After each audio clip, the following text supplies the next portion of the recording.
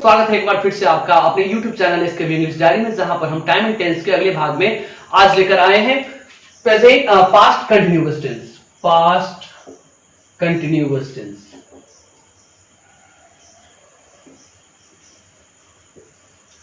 तो चलिए बिना देरी के आज का सेशन स्टार्ट करते हैं। पास्ट कंटिन्यूअस टेंस में सबसे पहले इसका स्ट्रक्चरल पार्ट देखेंगे और उसके बाद इसके यूज को हम लोग देखेंगे। ठीक है, तो चलिए स्टार्ट करते हैं। सबसे पहला इसका यदि अफर्मेटिव स्ट्रक्चर को देखा जाए, इसके अफर्मेटिव स्ट्रक्चर की बात करें तो यहाँ पे अभी हम एक नया यहाँ पे एक हेल्पिंग वर्ब यूज करने वाले हैं। इससे पहले वाले वीडियो में आपने देखा था कि वहां पे हेल्पिंग वर्ब जो सिंपल पास्ट में हमने डिड को इंट्रोड्यूस किया था, और यहाँ पर हमारा जो अगला जो होगा वो सब्जेक्ट के साथ हो जाएगा हमारा वाज और वर का यूज। वाज और वर का, इसमें प्रोनाउंसिएशन पर ध्यान दीजिएगा। इसको वाज पढ़ेंगे और इसको वर पढ़ेंगे। ठीक है, subject plus was and were plus यहां पर वर्ब फोर का यूज करेंगे। वर्ब फोर का यूज करेंगे, देन आपका क्या हो जाएगा, ऑब्जेक्ट हो जाएगा। एंड देन यदि रेस्ट वर्ड कुछ है तो लिखेंगे, नहीं तो बाकी बचे हुआ चीज क्या है, फुल स्टॉप है। ओके बच्चे, एक एग्जांपल लेते हैं कि Ram was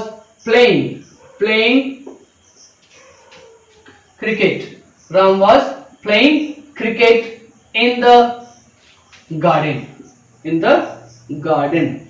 Ram was playing cricket in the garden. अब राम कहां क्रिकेट खेल रहा था, तो गार्डन में क्रिकेट खेल रहा था। अब इस चीज को समझिए कि राम क्या है, यहाँ पर राम हमारा सब्जेक्ट है, वाज हमारा हेल्पिंग वर्ब है, प्लेइंग हमारा वर्ब फोर है, क्रिकेट क्या है, तो क्रिकेट हमारा ऑब्जेक्ट है, इन द गार्डन हमारा क्या आ जाएगा, रेस्ट वर्ड हो जाएगा, और उसके बाद लास्ट में हमारा फुल स्टॉप है। इसी के निगेटिव की बात करें तो निगेटिव में कुछ भी नहीं करना है। निगेटिव बिल्कुल आसान है इसका, और बहुत ही आसान है इसका निगेटिव करना। क्या है आपको,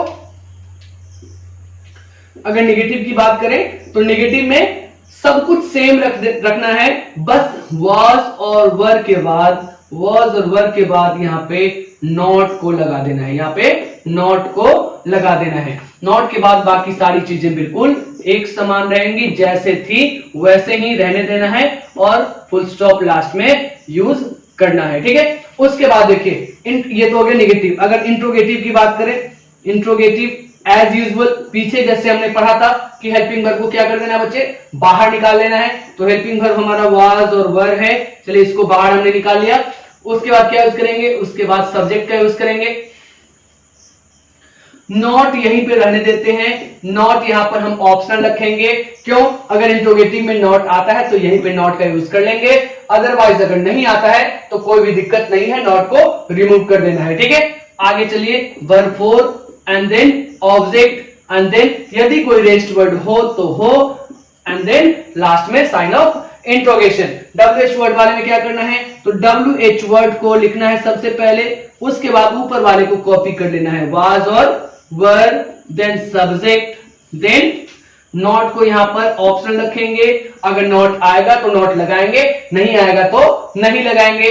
plus verb four plus object, then rest word if any, and then sign of interrogation. ठीक है, अभी इसमें दो स्ट्रक्चर आएगा बाहर आपको। ठीक है ना, एक तो निगेटिव वाला, अगर निगेटिव अलग से बनाते तो, और दूसरा जो कॉन्ट्रैक्टेड वर्ड जो होता है, ठीक है ना, कॉन्ट्रैक्शन जो आपको पढ़ाए थे उस तरीके से, जैसे वजंट एंड वेरंट का भी यूज यहाँ पे पॉसिबल है, उसको यूज हम कर सकते हैं। नॉट को यहीं पे वाज और वर्ड के साथ यूज कर सकते हैं। ठीक है, इसमें इंट्रोगेटिव में, यस नो वाले में तो ऐसा भी पॉसिबल है, तो वो भी स्ट्रक्चर इसका पॉसिबल है, वो बन भी सकता है आपसे। ठीक है, वो आप खुद से कर लेंगे।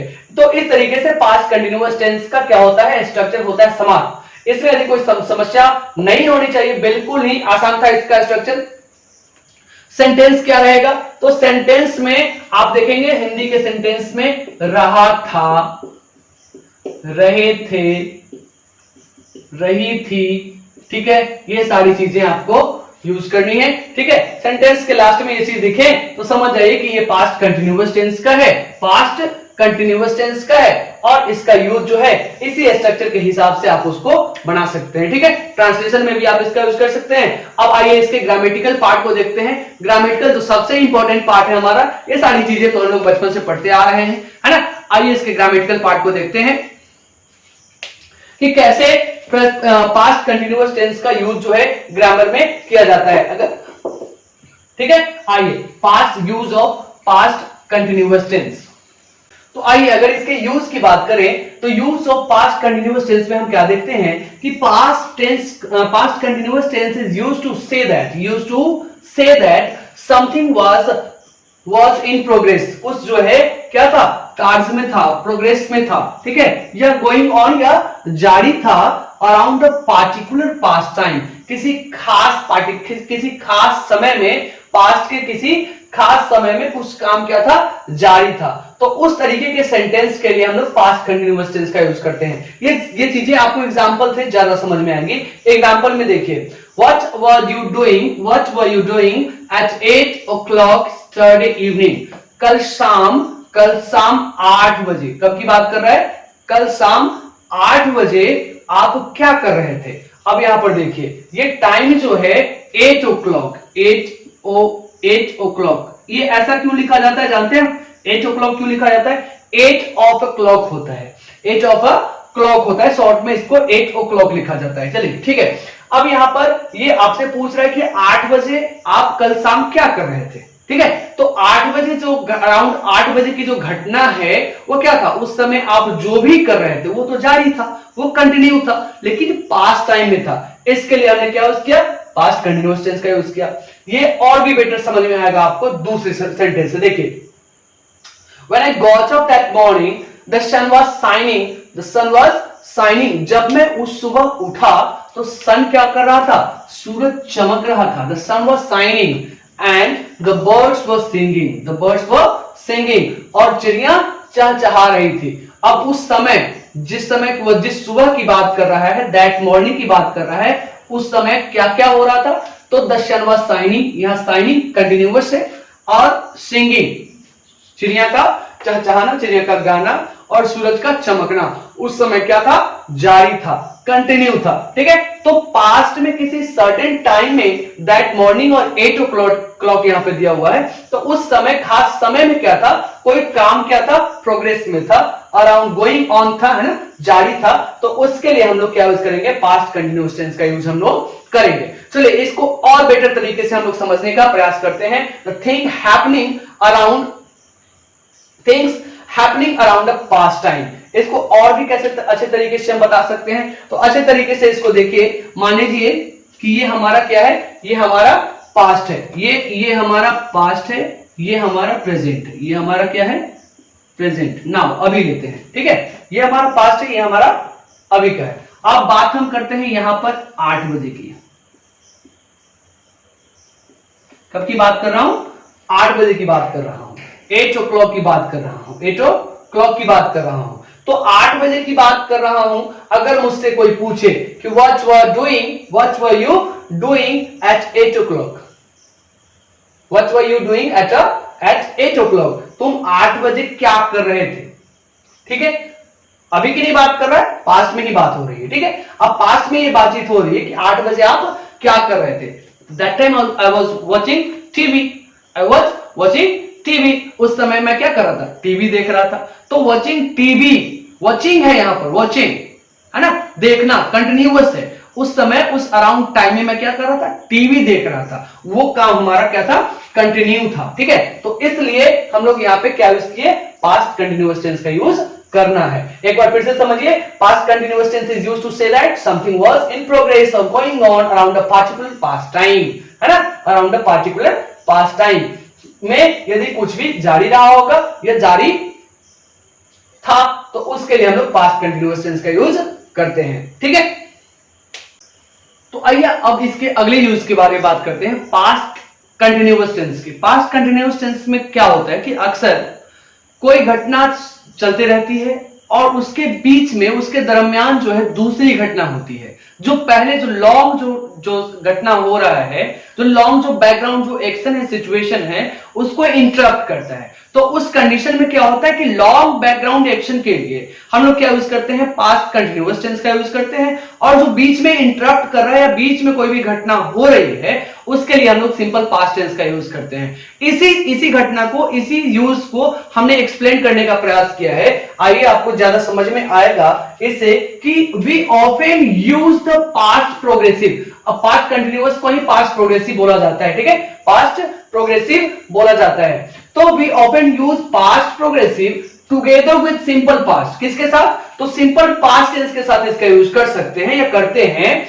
और उस समय क्या होता है कि the past progressive refers to a long background action, और यह क्या करता है? एक लंबे समय तक चलने वाले बैकग्राउंड एक्शन को या सिचुएशन को दिखाता है। कौन? तो वह दिखाता है पास्ट प्रोग्रेसिव। और सिंपल पास्ट क्या करता है उस समय? तो सिंपल पास्ट टेंस जो है उस समय किसको रेफर करता है? तो शॉर्टर एक्शन और event that happened in the middle of the longer action. Middle of the longer action, उस लॉन्गर एक्शन के बीच में यदि कुछ हो जाए तो उसको कौन रेफर करेगा? तो उसको सिंपल पास्ट टेंस रेफर करता है। और दैट इंटरप्टेड इट, या उसके बीच में कोई घटना हो गई, क्या कर दिया? उसको इंटरप्ट कर दिया, डिस्टर्ब कर दिया। आइए अब इसके एग्जांपल से आपको ज्यादा समझ में आएगा।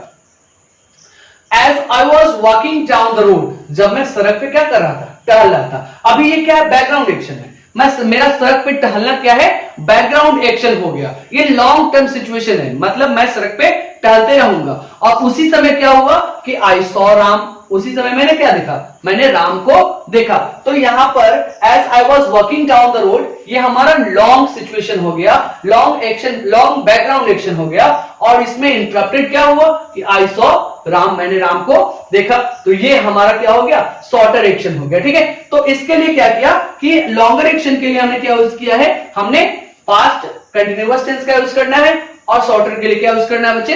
तो शॉर्टर के लिए यूज करना है सिंपल पास्ट का। ओके, एक और एग्जांपल लेते हैं। The phone wrong while I was having dinner. The phone wrong while I was having dinner, जब मैं खाना खा रहा था, डिनर कर रहा था, तो उस समय क्या किया? फोन बजा। अभी लॉन्ग एक्शन क्या है? आई वाज हैविंग डिनर, ये हमारा लॉन्ग बैकग्राउंड एक्शन है। और उसी समय इंटरप्ट क्या किया? फोन बजकर इंटरप्ट कर दिया। तो दूसरा जो यूज था हमारा, ये हमारा दूसरा यूज था सिंपल पास्ट कंटिन्यूअस टेंस का। ठीक है, ये आपको समझ में आया होगा। चलिए अब इसके अगले यूज की बात करते हैं। तो अगले यूज में क्या है कि अगले यूज में यदि पास्ट में कोई चीज में लगातार जो है, रेगुलर है ना, लगातार जो है कोई इंक्रीजमेंट होता है या डिक्रीजमेंट होता है। ठीक है, इंक्रीमेंट या डिक्रीजमेंट, इंक्रीजमेंट या डिक्रीजमेंट, या रेगुलर इंक्रीज और रेगुलर डिक्रीज को बताने के लिए कहां का? तो पास्ट के रेगुलर इंक्रीज और रेगुलर डिक्रीज को बताने के लिए हम लोग किसका यूज करेंगे? तो पास्ट कंटिन्यूअस टेंस का यूज करेंगे। एग्जांपल देखते हैं। ही was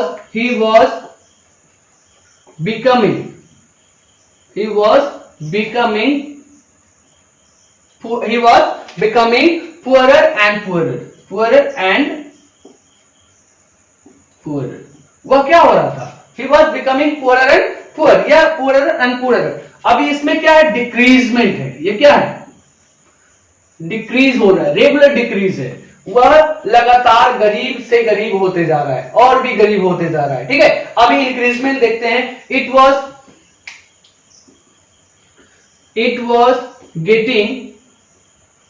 was getting darker and darker। या अब यहां पे देखो, अंधेरा में क्या हो रहा है? बढ़ोतरी हो रहा है और अंधेरा बढ़ते थे। ये क्या है? इंक्रीज को दिखला रहा है।